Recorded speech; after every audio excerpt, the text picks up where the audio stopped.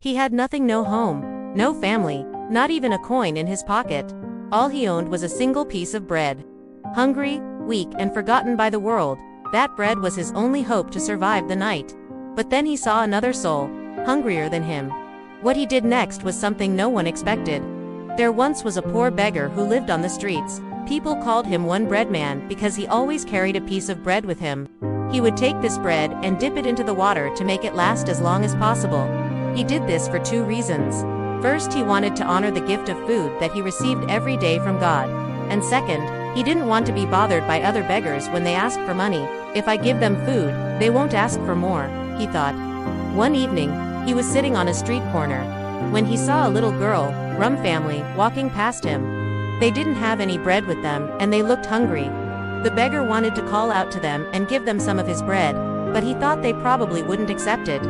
So instead, he stayed silent. As the family walked away, the beggar started to feel bad.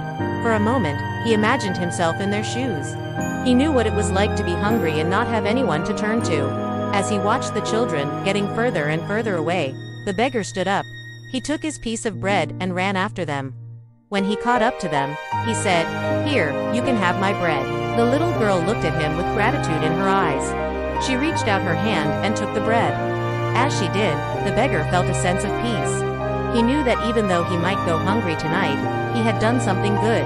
From that day on, people started to notice the beggar's act of kindness. They began bringing him food and money. Some even adopted him and gave him a home. And although he never became rich, he never went hungry again. Once upon a time, there was a poor beggar who was known as one bread man. Because he always carried a piece of bread with him. He shared this bread with those in need, and eventually his act of kindness changed his life.